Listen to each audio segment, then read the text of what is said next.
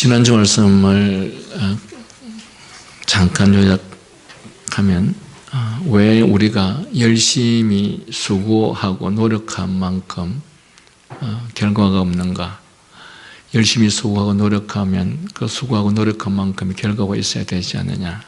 또 반대로 왜 악하게 산 사람이, 남에게 온갖 해를 끼치며 산 사람이 오히려 더 호화롭게 평안하게 사는 것인가? 세상이 왜 이렇게 불공평한 것인가? 그래서 우리는 하나님이 살아계신다면 이런 일이 없어야 되지 않느냐라고 불평합니다. 그러나 여러분, 하나님이 살아계시기 때문에 이런 일이 일어납니다. 왜냐하면 사람이 노력하고 수고하고 애쓴 만큼 결과를 얻게 되거나 또 사람이 악하게 행동하고 남에게 해를 끼치면 그로 말미암아 그에 대한 정당한 대가를 지불받게 된다면 결국 세상은 인간에 의해서 모든 것들이 이루어지고 세상의 모든 역사는 인간에 의해서, 인간의 주도에 의해서 되어진다고 사람들은 착각하게 될 것이고, 그래서 인간의 행위에 대한 대가가 그대로 결과로 나타나게 된다면 신이라는 존재는, 하나님의 존재는 필요가 없습니다.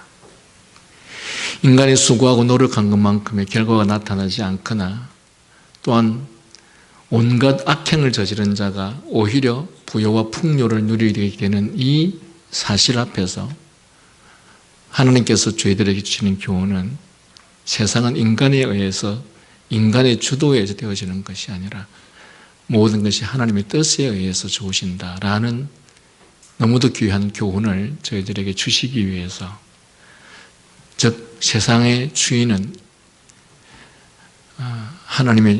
하나님이시고 모든 역사의 주권은 하나님이 있다라고 하는 것을 우리들에게 교훈으로 주시기 위한 것입니다.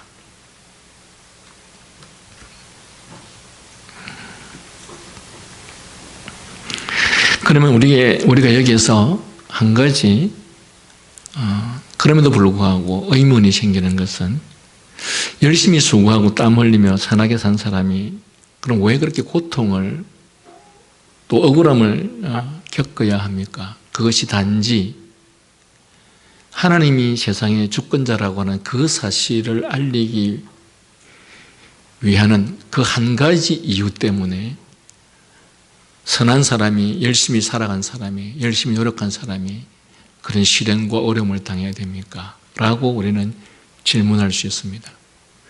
다시 말하면 하나님이 이 세상의 주권자라고 하는 그 사실을 알리기 위한 그것밖에 없습니까? 그것밖에 없다면 정말 선하게, 착하게, 의롭게 산 사람은 너무 억울하지 않습니까? 라는 생각을 할 수 있을 것입니다. 그러나 조금 전에 우리가 히브리서 12장을 통해서도 읽었던 것처럼 우리가 열심히 하나님 앞에서 나름대로 의롭게 선하게 노력하며 살았음에도 불구하고 시련이나 고난이나 어려움이 주어지는 것은 하나님께서 우리들에게 그 고난을 통해서 우리에게 유익을 주기 위함이다 라는 것을 우리는 조금 전에 이 히브리서 12장을 통해서도 읽었습니다. 다시 말하면 신실한 삶을 살았던 사람에게 그 결과가 주어지지 않는 것은 하나는 이 세상의 주권이 하나님의 손에 있다라고 하는 사실과, 두 번째는 그렇게 신실한, 열심히 노력하며 살은 사람에게 그런 결과가 주어지지 않고 오히려 왜 그 반대의 삶이 주어지느냐 했을 때는 하나님께서 오히려 그 고난과 시련을 통해서 더 많은 유익을 주기 위한 하나님의 은혜다라는 사실입니다. 그렇다면 반대로 악한 자가 권세를 잡고 풍요를 누리는 것은, 그것은 왜 그런가? 우리는 생각할 수 있겠지만 여러분, 악한 자가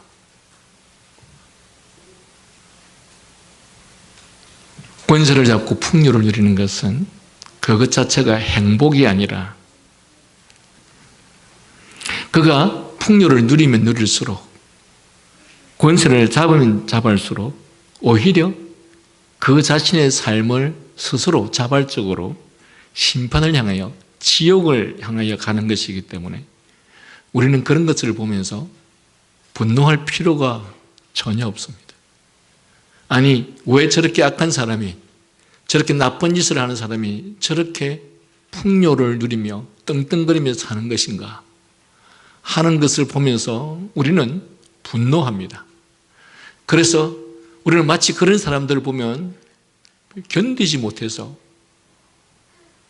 내가 나서서라도 그 악한 사람을 징계해야 되겠다. 내가 나서서라도 그를 망가뜨려야 되겠다. 이런 생각을 하고 있는데 사실은 악한 사람이 더 풍요를 누리는 것은 그가 스스로 자발적으로 더더욱 빠르게 심판을 향해서 지옥을 향해서 가는 것이기 때문에 우리가 그것 때문에 전혀 분노할 필요가 없다는 것입니다.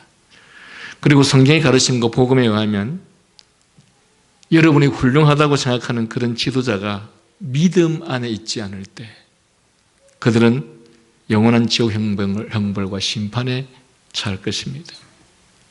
그런데 사람들은 우리가 훌륭하다고 생각하는 그런 지도자들을 너무도 자랑스럽게 생각하고 또 너무도 존경하는 경향이 있습니다. 여러분은 우리 역사 속에서 살았던 사람들 중에서 누구를 존경합니까? 여러분이 알고 있는 지도자 중에서 여러분은 누구를 자랑스럽게 생각하고 있습니까? 아니, 내가 어떤 지도자를, 어떤 통치자를 존경하고 어떤 통치자, 어떤 지도자를 자랑하는 것을 사람들은 오히려 자신 있게 생각하고 그것이 매우 마치 가치 있는 것처럼 생각하는 경향이 많이 있습니다. 여러분, 그런데 안타깝게도 성경은 우리가 그렇게 자랑스럽게 생각하고 존경할 만하다고 생각하는 그들을 믿음 안에 있지 않는 사람이라고 한다면 그들은 다 영원한 심판과 형벌 가운데 처할 수밖에 없다는 것입니다. 그리고 두 번째, 어떤 사람이 왜 위대하고 어떤 사람이 왜 존경받을 만한 것인가 했을 때 성경이 우리들에게 가르치는 가르침은 인간은 다 부패하고 타락하여서 스스로 의롭게 될 수도 없고 스스로 선하게 될 수도 없고 스스로 존경받을 만한 수도 없고 스스로 사랑받을 만한 존재가 될 수도 없습니다. 그런데 왜 그들이 우리에게 존경받을 만한 사람, 사랑받을 만한 사람이 될 수 있었는가 한 그것은 이 세상을 주관하고 다스리는 그 하나님께서 역사를 운행해 가는 과정 속에서 단지 그 사람을 수단으로 사용하시되 그 수단으로 사용하시는 그 사람을 다른 사람을 위해서 국가와 나라와 민족과 사회를 위해서 일시적으로 선하게 살도록 했을 뿐이지 그 스스로가 선했거나 그 스스로가 위대했거나 한 경우는 없다라고 하는 것이 성경의 가르침이고 전제입니다. 그러므로 사랑하는 여러분, 우리는 성경을 믿는 사람이고 우리는 하나님의 백성이요 우리는 성경이 가르치는 진리를 믿는 사람으로서 이 세상에 있는 모든 사람은 죄로 말미암아 전적으로 부패하였고 타락하여서 우리 스스로는 그 어떤 경우에도 선을 행할 수 없고 의를 행할 수도 없는, 따라서 우리는 어느 누구에게도 존경받을 수도 없고 존경받을 만한 가치를 지닌 것도 없는 존재라는 사실을 항상 기억해야 할 것이며 어떤 이가, 어떤 위대한 지도자가, 어떤 위대한 통치자가 매우 훌륭하게 보인다면 그것은 전적으로 하나님께서 이 국가와 사회를 위해서 그들을 그렇게 사용하실 뿐이지 그 스스로가 결코 위대한 존재가 될 수 없다라고 하는 사실을 우리들에게 가르치고 있는 것입니다. 오늘 우리가 나누는 이 말씀 속에서도 결국은 이 전도자가 우리들에게 가르치는 진리의 내용이 바로 그와 같은 내용입니다. 본문을 보십시다. 지혜가 지혜자를 성읍 가운데 있는 10명의 권력자들보다 더 능력이 있게 하느냐. 무엇이 무엇을요? 지혜가 누구를? 지혜자를. 다시 말하면 이 지혜가 지혜를 소유한 사람을 성읍 가운데 있는 10명의 권력자보다 더 능력 있게 하느니라. 무슨 말입니까? 지혜보다 더 힘을 가진 것은 세상에 없다. 어떤 사람이 이런저런 온갖 재능과 능력과 은사를 가질 수 있습니다. 그러나 그 무엇도 지혜를 따라갈 수 없다라는 것입니다. 그리고 또 선을 행하고 전혀 죄를 범하지 아니하는 의인은 세상에 없기 때문이로다. 이렇게 이 세 번역에는 번역되어 있는데 저는 이 번역이 그다지 마음에 들지 않습니다. 이전에 우리가 가지고 있었던 성경의 번역은 선을 행하고 전혀 죄를 범하지 아니하는 의인은 세상에 아주 없느니라 라고 번역하고 있습니다. 선을 행하고 전혀 죄를 범하지 아니하는 의인은 세상에 없기 때문에 라고 하면서 이제 앞절을 마치 말하는 것 같은데 사실은 이 내용은 1.1절과 분리시켜서 선을 행하고 전혀 죄를 범하지 아니하는 의인은 세상에 없다 라고 결론을 내는 것이 오히려 더 적합하다는 거죠. 이어서 또한 사람들이 하는 모든 말에 내 마음을 두지 말라. 그리하면 내 종이 너를 저주하는 것을 듣지 못하리라. 여러분, 사람들은 다른 사람들이 자기에게 말하는 그 좋은 평판 듣는 것을 그렇게 좋아합니다. 여러분 어떻습니까? 뭐 칭찬은 고래도 춤춘다 뭐 이런 책도 있고 그런 말도 있듯이 사람들은 누구에게로부터 평판을 받는 것을 그렇게 좋아합니다. 그런데 무릇 사람의 말, 사람들에게 좋은 평판을 들으려고 마음에 그렇게 두지 말라. 왜 그럴까요? 왜 다른 사람부터 좋은 평판을 듣는 것을 그렇게 좋아하지 말라고 할까요? 한번 생각해 보세요. 무엇 때문에 그렇다고 생각하십니까? 바로 뒤에 이어서 이렇게 합니다. 염려컨대 내 종이 너를 저주하는 것을 들으라. 무슨 말일까요? 나를 잘 알지 못하는 사람들이 나에게 좋은 평판을 해주는 것을 우리가 좋아하는데 진짜 나를 잘 아는 사람은 오히려 너를 저주하고 있다. 우리 이런 경우 많지 않습니까? 나를 잘 알지 못하는 사람들이 나를 보면서 정말 훌륭한 사람입니다. 정말 괜찮은 사람입니다.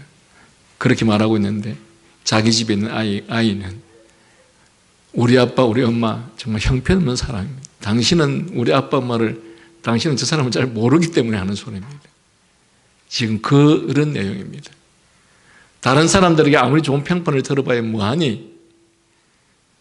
너의 밑에 있는 너의 종은 너에 대해서 너무나 잘 알아서 오히려 너를 향해서 저주를 하고 있는데 그런데 다른 사람으로부터 좋은 평판을 받는 것이 무슨 의미가 있느냐 라는 말입니다. 그러면서 뿐만 아니라 너도 가끔 사람을 저주했다는 것을 내 마음도 알고 있느니라. 종이 내 가장 가까운 사람이 나를 저주하지 않아도 그도 모르는 것을 내가 아는 게 있죠. 내 가족도 내 밑에 있는 종도 모르는 나의 잘못된 부분을 나를 알고 있는 것이죠. 그래서 너도 가끔 사람을 저주했던 것을 내 마음도 알고 있다라고 말하는 것입니다. 자, 다시 한번 정리해 보면 우리가 우선 지혜라고 하는 것이 얼마나 강력한 힘과 능력을 발휘하고 있는가에 대해서 말하고자 합니다. 지혜가 지혜자로 하여금 성읍 가운데 있는 10명의 권력자들보다 더 능력이 있게 한다. 이 말은 지혜가 그것을 소유한 지혜자를 얼마나 강력한 자로 만들어주는가에 대해서 말하기를 성읍 가운데 뛰어난 탁월한 신분과 능력과 권세를 소유한 방백보다 아니 이런 자들 10명의 능력을 합친 것보다 더 강력한 힘과 능력을 제공하는 것이 바로 지혜다. 이렇게 말합니다. 그러나 사람을 이렇게 강한 자로 만들어주는 지혜도, 이렇게 큰 힘과 능력을 발휘하는 지혜도 인간이 그 도덕적 이상을 실현하는 데는 별다른 도움이 되지 못한다라는 뜻입니다. 여러분, 사람들은 학식이 있고 지혜가 있으면, 학벌이 있으면 세상을 이롭게, 세상을 도덕적으로 만들 수 있다고 생각합니다. 그러나 여러분, 지식과 도덕은 별개입니다. 여러분, 대개 통치자들이 자기가 정권을 잡거나 통치를 하게 되면 어떤 사람들을 주로 장관으로 세웁니까? 다 학벌 좋은 사람들, 능력 좋은 사람들을 장관으로 세웁니다. 우리의 사고 속에는 학벌 좋고 능력 있는 사람들은 세상을 이롭게 하고 도덕적으로 할 수 있다라고 생각을 하고 있다는 것이죠. 그러나 오늘 이 말씀은 우리의 학벌과 학식과 도덕적 능력과는 전혀 별개다라는 것입니다. 그래서 우리가 착각을 하는 거죠. 여러분, 오히려 학벌과 학식과 능력이 있으면 있을수록 그가 가진 이 지식을 가지고 더 도덕적으로 세상을 부패하고 타락시키게 할 수 있습니다. 오히려 지식이 없고 학벌이 없으면 사기를 쳐도 많이 못 치죠. 주로 큰 사기를 치는 사람들은 누구입니까? 머리가 좋은 사람들입니다. 그런데 사람들은 학벌과 학식이 있으면 그 통치자는, 그런 사람들은 세상을 도덕적으로, 그리고 사회를 평안하게 안정되게 할 수 있다고 생각을 한다는 것이죠. 성경은 우리들에게 가르칩니다. 그렇지 않다라는 것을 가르칩니다.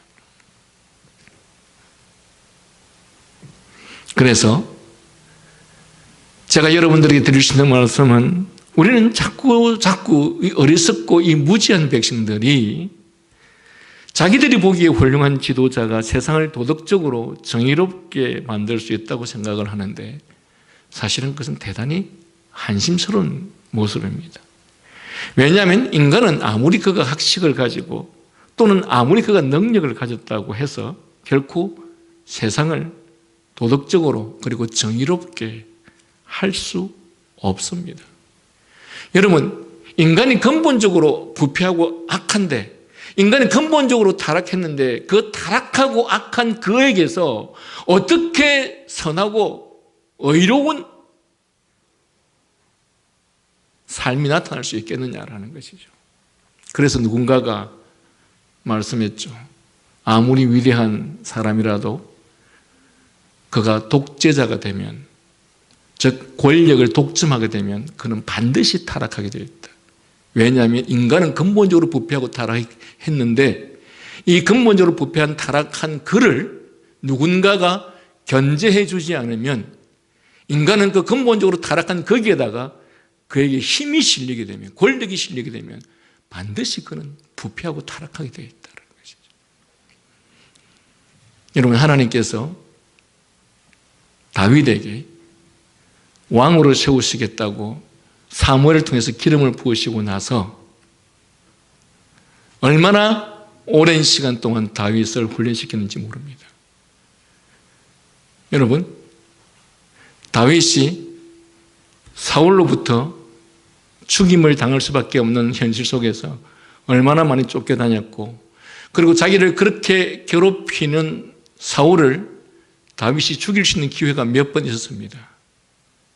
그런데 다윗이 힘이 없었을 때, 권력을 갖고 있지 않았었을 때 그가 사울을 자기의 감정대로, 하나님의 말씀의 원리대로가 아닌 자기의 감정대로 죽일 수 있는 사람이었다면, 여러분, 다윗이 왕이 되었을 때 어떻게 하겠습니까? 힘이 없을 때도 그렇게 사람을 자신의 감정대로 죽일 수 있는 사람이었다면, 그에게 힘이 주어지면 그는 한 사람이 아니라 수백 명의, 수천 명의 생명을 죽이는 것을 아무렇지도 않게 생각하는 사람. 하나님께서는 다윗에게 바로 그런 훈련을 시키셨던 것이죠. 여러분, 인간은 부패하고 타락한 존재입니다. 이 부패하고 타락한 존재는 어느 누구도 자신의 힘과 권력을 권력이 견제당하지 않으면 이 부패하고 타락한 인간이 힘이 실려지면 그 힘으로 엄청난 범죄와 죄악을 행할 수밖에 없습니다. 우리 교회는 여러 가지 교회 정치 원리가 있습니다. 그중에 우리는 장로교 정치 원리를 갖고 있죠. 왜 장로교 정치 원리를 갖고 있느냐? 장로는 한편으로는 목사의 목회를 협력하고 돕는 역할을 하지만 또 한편으로는 목사가 독재하지 못하도록 또한 잘못된 권한을 행사하지 못하도록 견제하는 역할을 하는 것이 바로 장로가 하는 일입니다. 그러나 교황제도나 감독제도는 이런 장치가 없습니다. 그래서 가장 부패한 종교가 바로 로마 가톨릭이요. 가장 부패한 종교가 감리교 같은 그런 감독제도가 될 수밖에 없습니다. 왜냐하면 인간은 부패한 존재이기 때문에 힘이 실리게 되면, 권력이 실리게 되면 반드시 부패하게 되어 있기 때문에. 그는 안 그럴 것이다. 아니에요. 인간이 근본적으로 부패하고 타락했는데 어떻게 그 근본적으로 부패하고 타락한 인간이 그 근본적으로 타락하고 부패한 모습을 행동으로 나타내지 않을 수 없느냐? 그럴 수가 없습니다. 부패한 물은 반드시 부패한 것을 쏟아낼 수밖에 없는 것이죠.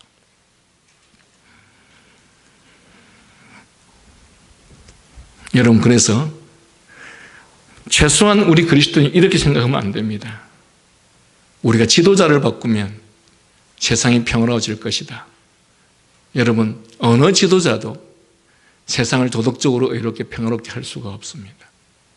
오직 누구만이, 하나님께서 그를 통제하고 다스리고 주관해서 그로 하여금 범죄치 못하게 만들고 그로 하여금 세상을 평화롭게 하게 함으로써 비로소 세상은 평화롭게 되어질 수 있고 세상은 안정되어질 수 있는 것이지 인간 자체가 스스로가 그렇게 할 수 없다는 것입니다. 그러므로 우리는 사람을 바꿈으로써 그 문제를 해결할 수 있다고 생각하는 것은 대단히 잘못된 것이라는 것입니다. 말씀드린 바와 같이 여러분, 지혜가, 사람이 지혜롭다고 해서 제가 지금 말하는 이 지혜롭다는 것은 성경이 말하는 참 지혜를 말하는 것이 아닙니다. 우리가 일반적으로 이 세상에 살면서 아마도 제가 지금 말하는 이 지혜라고 하는 것은 세상에서 꾀를 이야기하는 것과 비슷한 것입니다.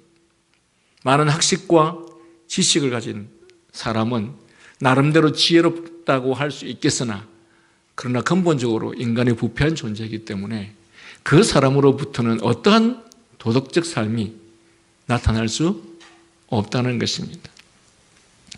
그러므로 선을 행하고 전을 제하는 죄를 범하지 아니하는 의인은 세상에 아무도 없다고 20절에서 말씀하고 있습니다. 이 말씀은 아무리 뛰어난 지혜와 그리고 철학과 또한 아무리 뛰어난 어떤 품성을 갖춘 사람도 오직 선만을 행하고 죄를 짓지 않을 수가 없습니다. 왜? 인간이 근본적으로 부패했기 때문에 그렇습니다. 즉 그가 소유한 그 모든 지혜와 지식과 인격과 훈련과 노력도 결코 그로 하여금 의인이 되게 하지는 못합니다. 다시 말하면 인간은 죄를 피할 수도 없고요, 죄에서 벗어날 수도 없고요, 그리고 죄를 극복할 수도 없습니다. 이러한 표현은 인간의 근본적인 부패성을 깊이 들여다보고 지적하고 있는 말씀입니다.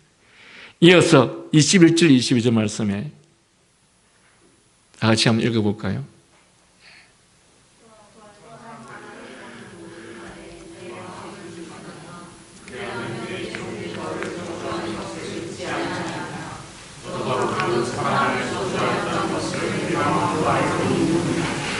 제가 조금 전에 사람의 평판에 대해서 관심 갖지 말라 이렇게 말씀하셨는데 이 말은 다른 사람이 내게 대해서 뭐라고 하는지, 즉 너에 대한 사람들의 평판에 마음을 두지 말라. 왜? 그래 보아야 결국 너를 가장 가까이 지켜보았던 종, 힘이 없는 종이니 너의 마음대로 한들 어떠려 하고 마음 놓고 함부로 대하였던 그 종이 너의 부패한 성품에서 쏟아져 나오는 너의 부당하고 인격적이지 않았던 행동으로 인해서 고통을 무방비 상태로 당할 수밖에 없었던 너의 종이, 그리하여 너의 도덕적 실상을 누구보다 체험적으로 확실하게 알고서 그 부분에 대해서 잘 말할 수 있는 그 종이 그 종을 통해서 너를 저주하는 것을 듣게 되리라. 여러분, 실상 가까운 사람에게 온갖 악행을 저지른 그 사람이 외부로부터 좋은 평판을 들으면 이 사람들이 나중에 참다 못해서 그것들을 다 폭발해버리죠. 여러분, 우리가 이 뉴스거리들 중에서 그런 일들이 참 많죠. 자기에게 가까이 있는 사람들은 별로 의식을 하지 않는 것이죠. 결국 이 말은 우리 주인, 그 못된 놈이라고 욕하는 소리를 듣게 된다는 말입니다. 남들한테는 감추고 숨기고 분칠을 해서 거룩하고 인격적이고 품행이 방정하고 훌륭한 사람으로 가장하였지만, 그러나 우리가 안심하고 방심했던 그 사람들, 내 가족이, 내 아내와 자식들이 너의 실상을 증거하여서 알고 보면 그렇고 그런 사람이야, 형편없는 사람이야 라는 말을 듣게 될 것이다. 그래서 본래는 너가 그런 사람 아니냐, 그런데 왜 사람들, 너를 잘 모르는 사람들로부터 좋은 평판을 듣겠다고 그렇게 신경을 쓰느냐 라는 말입니다. 또 한편 내 종이나 가족이 그렇게 하지 않아도 내 양심이 스스로 내게 증거하기를 너는 이런 악한 놈이라고 정죄하는 소리를 듣고 있지 않느냐, 그런 양심의 가책을 우리가 다 받고 있지 않느냐라고 말하는 것입니다. 즉 우리 중 어느 누구도 아무도 도덕적 비난을 피할 만큼 완전하지 못한 존재라는 사실을 가르치고 있습니다. 인간의 득성과 실천 능력이 겨우 이 정도라는 말씀입니다. 여러분, 이 전도서에서 지금 이런 내용들을 왜 계속 이야기하고 있을까요? 예? 우리는 앞에 1장에서 6장의 쭉 말씀들을 통해서 인간이 이런 것을 가지면 저런 것을 가지면 정말 행복할 것이다, 평안할 것이다. 그래서 그런 것들을 가지기 위해서, 그런 것들을 소유하기 위해서 온갖 애를 써왔지 않습니까? 그런데 나중에 보니 그것들이 다 허무하고 허망한 것들이었다. 내가 다 헛된 노력들을 했구나 라는 것을 통해서 결국 허무와 허망을 경험하게 되었다는 사실들을 계속 말씀을 나누지 않습니까? 그러면 오늘 우리가 나누는 이 말씀, 지혜라는 것을 우리는 대단히 중요하게 생각하고 지식이라는 것, 학식이라는 것을 대단히 중요하게 생각하고, 그래서 지식이나 학식을 갖추면 마치 그것을 갖춘 그 사람은 세상을 도덕적으로 정의롭게 공의롭게 만들 수 있을 것이라고 생각을 하는데, 결론은 뭐냐면 그것도 아무것도 아니다 라는 것을 지금 말하고자 하는 내용이 우리가 지금 읽고 있는 이 말씀들입니다. 그래서 이 말씀은 바로 이 전도자에게서 모든 의욕과 기력을 앗아가는 미래에 대한 희망을 송두리째 앗아가는 말씀이기도 합니다. 이름을 위하여, 명예를 위하여, 아름다운 평판을 위하여 미래를 바라보고 모든 것을 인내하며 온 힘을 기울여 노력하는 사람에게 성경은 말합니다. 야, 남의 평판에 대해서 너무 기대하지 말라. 너에 대한 평판, 너에 대한 진정한 평가가 아니지 않느냐. 그것들은 너의 진정한 평가는 너의 가장 가까이 있는 그 종의 평판이 진정한 평가가 아니냐. 너의 진정한 평판은 너의 가장 가까이 있는 가족들이, 자식들이 하는 평판이 진정한 평가가 아니냐. 그런데 왜 너는 다른 사람들 앞에서, 잘 알지도 못하는 다른 사람들 앞에서 내가 꽤 괜찮은 사람인 것처럼 그런 식으로 행동하느냐. 그래서 그런 사람들이 국회의원이 되기 위해서 평소에는 하지 않은 연탄 배달을 한다든지, 평소에 하지 않는 김치를 담는다든지, 평소에 하지 않는 벼를 뺀다든지, 그렇게 사람들의 좋은 평판을 받기 위해서 그런 행동을 하죠. 그래서 그런 사람들이 국회의원이 되고 장관이 되고 통치자가 되면 그 사람들은 세상을 도덕적으로 의롭게 합니까? 아니라는 것입니다.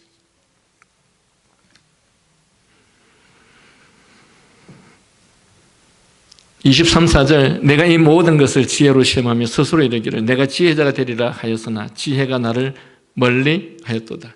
이미 있는 것은 멀고 또 깊도다. 깊도다. 누가 능히 통달하랴. 우선 전도자는 내가 이 모든 것을 지혜로 시험해 보겠다. 여러분, 이 전도자는 지혜가 여전히 대단한 것으로 생각을 한 것이죠. 앞에서도 말씀드렸던 것처럼 지혜라는 것은 온갖 능력을 갖춘 10명의 방벽보다 지혜는 이 지혜자로 하여금 그만큼 큰 힘을 발휘하는 것이다 라고 생각하고 있기 때문에 그는 여전히 지혜를 너무나 소중하게 생각을 합니다. 그리고 이 지혜를 통해서 무엇인가 해결할 수 있다고 생각을 하는 것이죠. 그가 왜 지혜로 이 모든 것들을 시험하고 싶으냐? 그것은 사물의 본질과 이치를 깨닫고 이해하는 인간의 지적인 능력인 곧 이성으로서 하나님께서 인간에 주신 가장 강력한 힘과 수단이 이런 지적 능력을 사용하여 해 아래 인생의 본질과 그가 걸어야 할 길과 의미와 가치를 찾으려고 온갖 가능성을 다 시험해 보면서 그가 애를 쓰고 있는 장면입니다. 따라서 이 실험이 성공하느냐 마느냐는 얼마나 정확하고 뛰어난 지혜를 소유하였느냐에 달려 있다고 생각하는 것이죠. 그래야 이 전도자는 이러한 지혜를 얻고자 백방으로 노력한 일에 대하여 지금 말하고 있는 것입니다. 그러나 그 노력한 일의 결과가 뭐냐? 이런 모든 노력에서 크게 절망할 수밖에 없었다는 사실을 알리고 있습니다. 그것은 지혜라는 것이 사람이 얻으려고 한다고 해서 얻어지는 것이 아니다라는 말씀입니다. 제가 이 말씀 말하는 것은 앞에서 말하는 지혜와 지혜라고 하는 것이 사람이 얻으려고 한다고 해서 얻어지는 것이 아니다라고 말할 때 그 지혜는 성경이 말하는 참 지혜를 말하는 것입니다. 전도자가 이르기를 25절 다 같이 한번 읽어볼까요? 시작.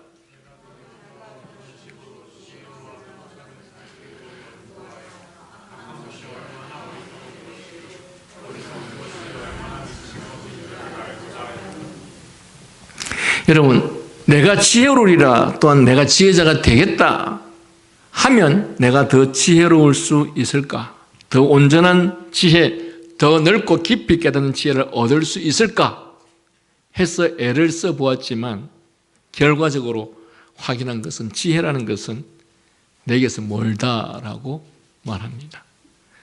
다시 말하면 내가 지혜롭고자 한다고 해서 지혜로워지는 것이 아니고 지혜를 얻고자 한다고 해서 지혜를 얻을 수 있는 것도 아니며 지혜가 나에게 나오는 것도 아니라는 것을 알게 되었다라고 말합니다. 만일 지혜가 나에게서 나오는 것이라면 얼마든지 지혜로울 수 있겠지만 지혜의 근원이 내게 있지 아니하므로 지혜롭고자 애를 썼으나 지혜는 내게서 참으로 멀다는 사실만을 확인했을 뿐이다.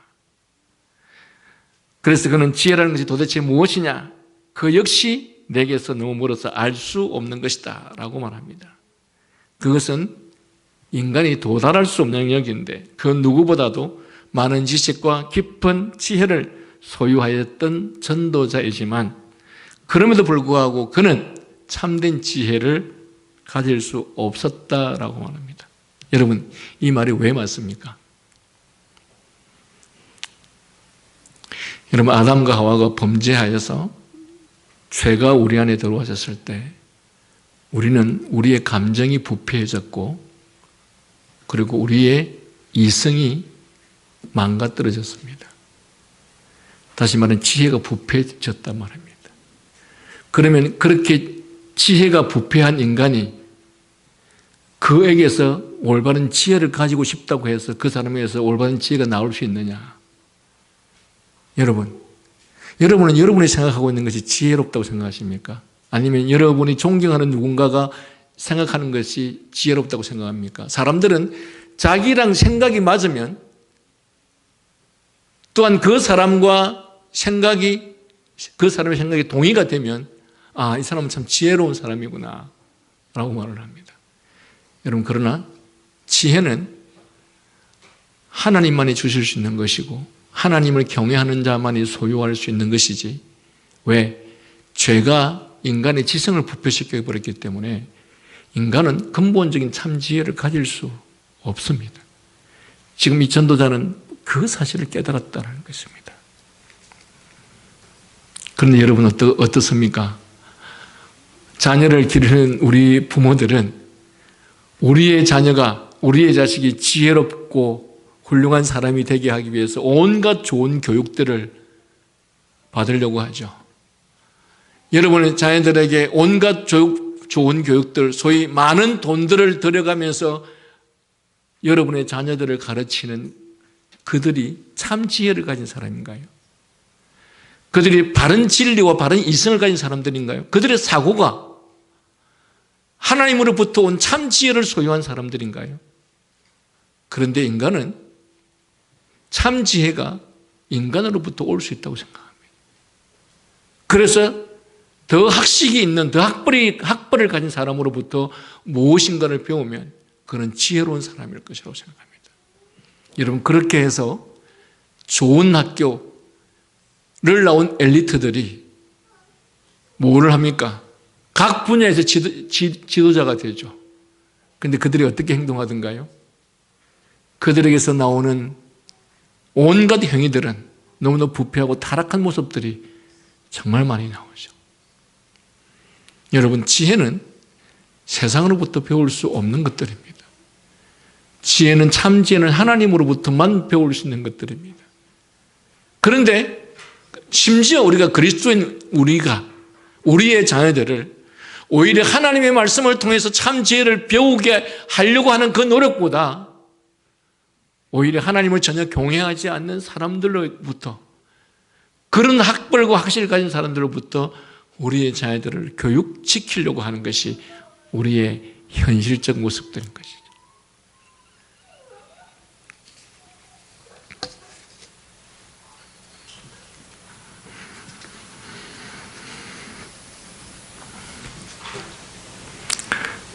한 번만 더 같이 읽읍시다. 27절, 28절 한번 읽읍시다. 시작.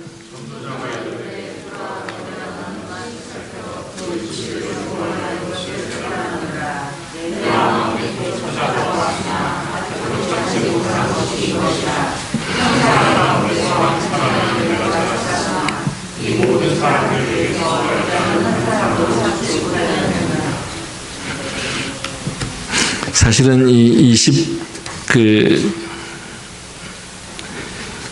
26절에서 이제 여인이 남자보다 훨씬 더, 자, 26절 보면 마음은 올무와 금을 같고 손은 포성 같은 여인은 사망보다 더 쓰다는 사실을 내가 알아내었도다. 그러므로 하나님을 기쁘게 하는 자는 그 여인을 피하려니와 죄인은 그 여인에게 붙잡히리로다. 사실 이 내용은 여자의 힘이 얼마나 강하다라고 하는 것을 말해주고 있는 내용입니다. 여러분, 이 세상이 어떻게 이렇게 부패하고 타락한 세상이 되었습니까? 하와 때문에. 그런 말이 있죠. 세상을 지배하는 사람은 남자지만 그 남자를 지배하는 사람은 누구라고요? 여자라. 여자의 힘은 그만큼 대단하다, 강력하다라고 하는 것이 25절의 내용입니다. 26절의 내용입니다. 그리고 나서 이 27절, 28절에서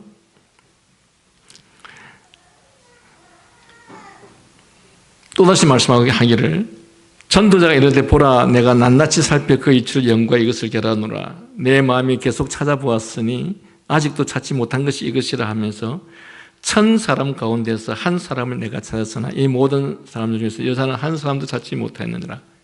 이게 무슨 말이냐? 앞에 이전에 우리 성경에서는 이렇게 번역하고 있습니다. 1000 남자 중에서 하나를 얻었거니와 1000 여인 중에서는 하나도 얻지 못하였느니라.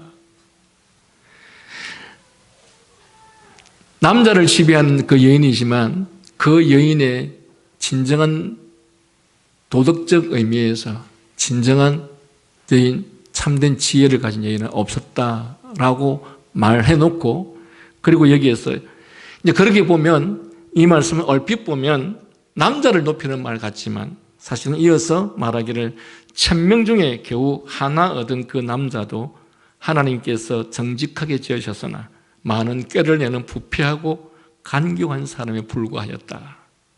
자, 이런 평가에서 벗어나지 못했다고 하니 결국 남자나 여자나 다 마찬가지다 라는 뜻입니다. 말씀을 정리하면 지금까지 경험한 현실에서 아무 해답을 얻지 못한 전도자는 우리의 미래에서 해 아래 역사의 미래에서 어떤 희망을 찾을 수 있을까 살펴보았지만 사람이 아무리 훌륭한 이상을 품고 아무리 아름다운 꿈을 꿀지라도 그것을 이룰 능력이 사실은 없다는 것을 깨닫게 되었다는 사실입니다. 현실은 험악하고 냉혹하여 인간의 고상한 도덕적 이상을 여지없이 짓밟고 무너뜨리고 깨뜨릴 뿐인 것을 경험하였다라는 것이죠. 여러분, 세상에 죄를 짓지 않고 살 수 있는 사람이 있습니까? 하나님을 경외하는 경건한 사람이라고 해서 항상 시종일관 의로운 일만 행하고 죄를 짓지 않을 수 있는가? 아닙니다. 그저 적당하게 두 가지 다 두루 취하면서 살아가는 것이라고, 즉 현실과 타협하는 모습에서 인간의 영적인 도덕적 한계성을 깨닫게 하고 있는 말씀입니다. 그리고 나를 모르는 남들은 내 겉모습만 보고서 저 사람 참 인품이 훌륭하다, 저렇게 옳고 바르게 사는 사람을 보지 못하였다고 말하지만 가까이서 나를 늘 지켜보는 사람들은 내 실상이 어떤지 속속들이 알며 무엇보다 내 가족조차 모르는 은밀한 일에 대해서는 내 양심이 소리쳐 증거하되 이 악한 자야 라고 정죄하는 소리를 듣지 않는 사람이 없다고, 이렇게 인간의 부패한 실상을 예리하게 드러내어서 지적합니다. 그러므로 온전한 지혜를 소유한 자는 세상에 존재하지 않을 뿐더러 그나마 그 사람이 가지고 있는 그 정도의 지혜로는 결코 죄의 유혹으로부터 벗어나지 못하며 사람으로 하여금 죄의 유혹을 피하거나 이기게 하는 힘은 인간이 가진 지혜나 도덕성이 아닌 다른 무엇에서 나온다는 사실을 알게 되었다라고 전도자는 말하고 있습니다. 그것은 오직 하나님의 은혜와 능력만이 강하고 두려운 죄의 유혹으로부터 사람을 구한다는 말씀입니다. 즉 학벌과 학식이 세상을 도덕적으로 만들고, 학벌과 학식이, 능력이 세상을 정의롭게 만들고, 학벌과 학식과 능력이 세상을 평화롭게 만드는 것이 아니라는 것입니다. 참된 지혜는 10명의 방백의 능력보다 더 큰 것인데, 그런데 그 진정한 지혜가 과연 어디로부터 유일하게 나올 수 있느냐? 그것은 오직 하나님에게서만 나올 수 있다라고 하는 것이 결론입니다. 결국 이 귀한 진리는 인간의 부패와 한계성을 드러냄으로써, 즉 신자를 포함하여 모든 인간들이 해 아래 현실에 대하여 갖게 된 의문과 회의, 그리고 허무와 절망을 피력하면서 믿는 자가 이런 현실 속에서 경험하는 시험에 대해서 기술하면서 우리가 의식하지 못하는 가운데 점점 우리로 하여금 복음의 진리로 인도하는 것을 볼 수 있습니다. 제가 마지막 말씀드렸던 문장을 잘 이해하시겠습니까? 자, 우리는 앞에서 부, 명예, 권세, 학식, 학벌, 이 모든 것들을 갖추면 그것들이 나로 하여금 진정의 행복과 기쁨을 갖게 해줄 것이다 라는 생각을 했지만, 실상 다 겪어보니 모든 것들이 허무하고 헛된 것이구나. 그래서 이 지혜자는 그렇다면 참된 지혜를 소유하면 그 참된 지혜가 세상을 평화롭게 우리를 행복하게 해줄 수 있겠구나. 그런데 그 참된 지혜를 세상 어느 누구도 스스로 가질 수 있는 것이 아니었다. 결국은 인간이 스스로 노력함으로 인해서 얻은 결과로서는 그 어느 누구도 진정한 행복을 갖게 될 수 없다라고 하는 것이 결론이어서, 결국은 여기서 마지막으로 하나님의 은혜가 아니면 그 무엇도 나를 지킬 수가 없고, 하나님의 은혜가 아니면 이 세상 어떤 곳도, 어떤 통치자도, 어떤 지도자도, 어떤 사람도 이 세상을 정의롭게 행복하게 할 수 없구나. 그래서 오직 하나님만이 이 문제를 해결해 줄 수 있구나 라는 결론으로 이끌어가는 것이 이 말씀의 내용들입니다. 인간이 살면서 인간이 노력하고 수고하고 애씀으로써 그 모든 것을 이루고 성취한다면, 인간이 스스로 선하고 의롭고 정의롭다면 왜 허무하고 회의하며 절망하며 한탄하겠습니까? 결국 인간이라는 존재는 죄로 말미암아 부패한 존재여서 하나님의 은혜가 아니면 그 어떤 선함도 정의로움도 가질 수 없다는 것입니다. 그래서 결국 이 모든 것을 해결해 주시는 그리스도의 복음이 절실할 수밖에 없고, 예수 그리스도가 오시지 않으시면 그로 말미암지 않고는 세상은 결코 평화로운 세상이 될 수 없다라고 하는 것을 결론을 내리는 것이죠.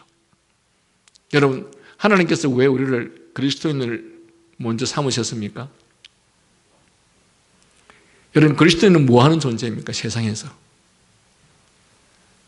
빛과 소금의 역할을 하는 사람이죠. 여러분, 부패한 인간으로서는 세상을 결코 정의롭게 도덕적인 세상을 만들 수가 없습니다. 그래서 하나님께서 하나님의 사람들로 하여금 믿음을 갖게 하시고, 그로 하여금 거듭나게 하시고 중생케 하여 주셔서 그들로 하여금 이 세상을 빛과 소금의 역할을 통해서 하나님의 나라, 즉 하나님의 통치와 하나님의 다스림이 있는, 즉 하나님의 나라가 임하고 하나님의 이름이 거룩히 여김을 받고 뜻이 하늘에서 이루어진 것처럼 땅에서도 이루어지게 하는 그 일을 누가 하는 것이냐? 바로 하나님의 은혜를 입고 믿음을 가진 하나님의 백성을 통해서 그 일을 이루려고 하시는 것이죠.